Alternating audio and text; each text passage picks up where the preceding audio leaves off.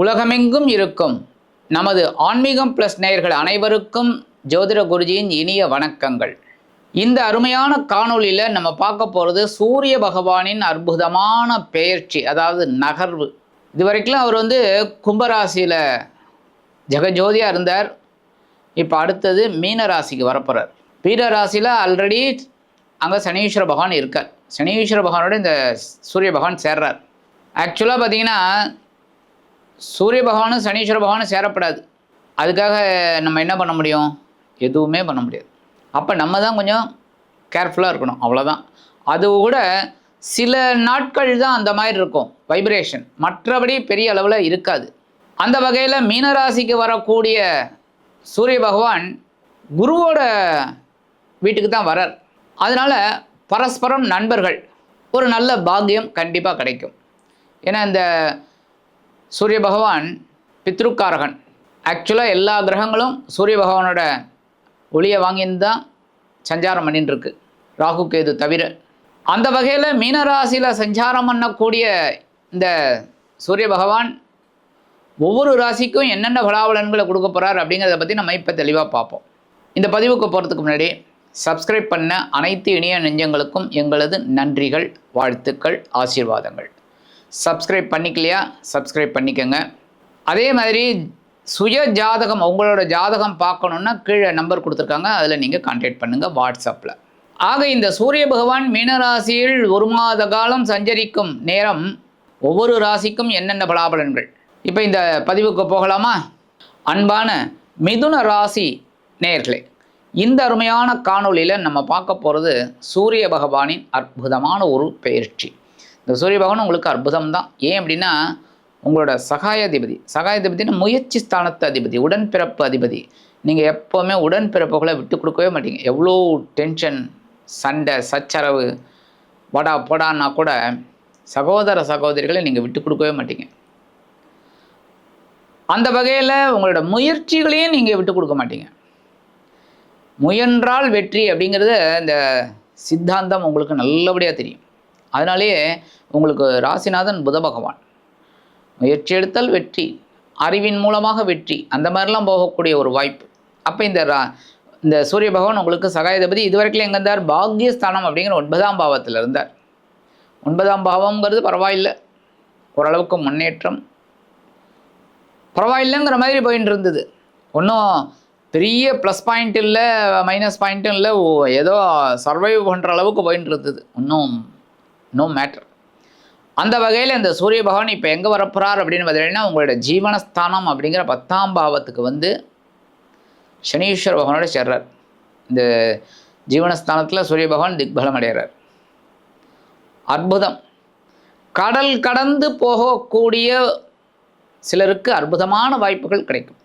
வெளிநாட்டில் போய் வேலை செய்யணும், வெளிநாட்டில் போய் படிக்கணும்னு நினைக்கிறவங்களுக்கெல்லாம் அற்புதமான ஒரு முன்னேற்றம் கண்டிப்பாக கிடைக்கும். அதுமாதிரி உத்தியோகத்தில் நீங்கள் சில காரியங்களில் கவனமாக இருப்பீங்க. ஏதாவது இப்படி பண்ணினா நல்லது அப்படின்னு சொல்லி நீங்களே ஒரு டு டூ லிஸ்ட் போட்டுப்பீங்க. அது உங்களுக்கு ப்ளஸ் பாயிண்ட்டாக அமையும். மேல் அதிகாரிகள் உங்களை கூப்பிட்டு சில பொறுப்புகளை கொடுப்பாங்க. ஏன்னா நீங்கள் சிறப்பாக பண்ணுறீங்கிறதுனால.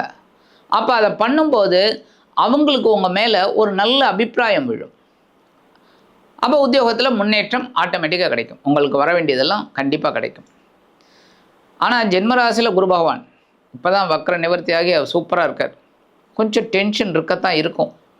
ஆனால் அந்த டென்ஷனாக எடுத்துக்காமல் ஒரு படிக்கல்லாம் எடுத்துக்கிட்டிங்கன்னு வச்சுக்கோங்க, அற்புதமான பலன்கள்.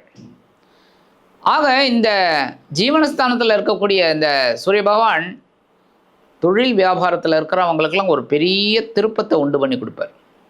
பெரிய திருப்பம்னா எப்படி? இன்னும் நல்லா உழைக்கணுங்கிற ஒரு ஆர்வம், கடுமையாக உழைக்கணும். ஏன்னா தொழில் வியாபாரத்தில் மட்டும் நம்ம சாதாரணமாக எடுத்துக்கக்கூடாது. புரியுதா?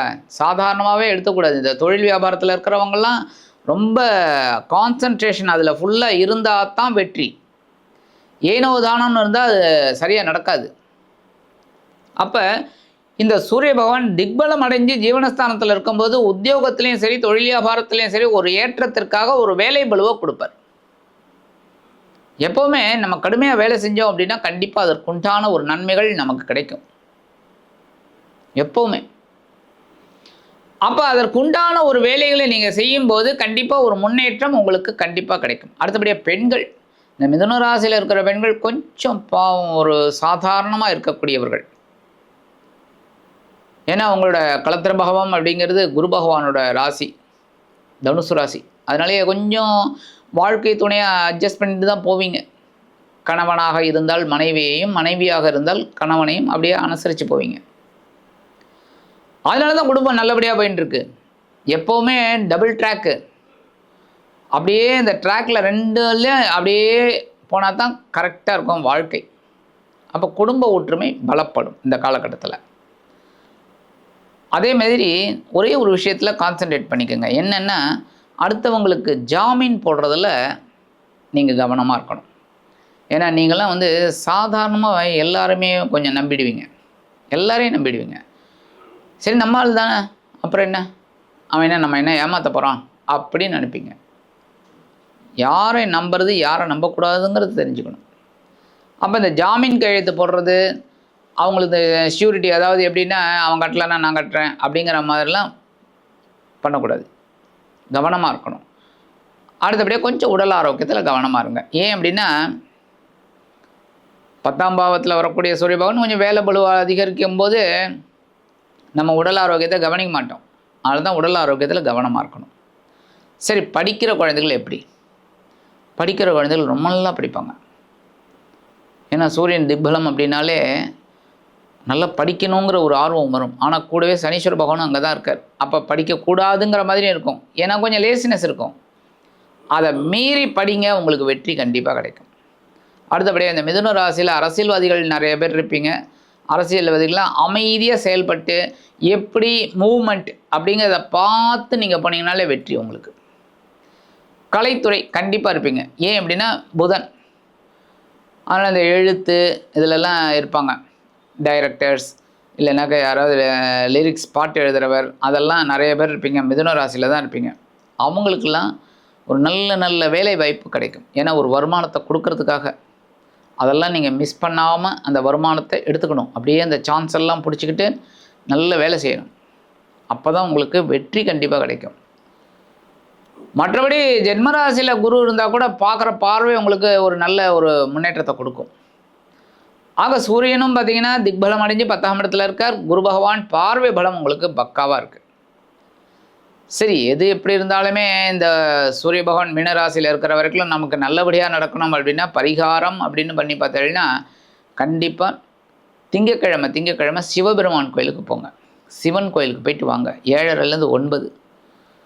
அதுக்கப்புறம் அங்கே இருக்கிற சூரிய பகவானுக்கு நெய் தீபம் போட்டு வாங்க. என்றைக்கு? திங்கக்கிழமை. இந்த சின்ன பரிகாரம் நீங்கள் பண்ணினாலே உங்களது சகாயாதிபதி சூரிய பகவான் உங்களது 10ஆம் பாவத்தில் திக்பலம் அடைந்து அற்புதமான ஒரு பலன்களை கண்டிப்பாக கொடுப்பார் என்று கூறி விடைபெறுகிறேன். நன்றி, வணக்கம். மீண்டும் ஒரு அருமையான காணொளியில் உங்களை அற்புதமாக சந்திக்கிறேன். வாழ்த்துக்கள். வாழ்க வளமுடன்.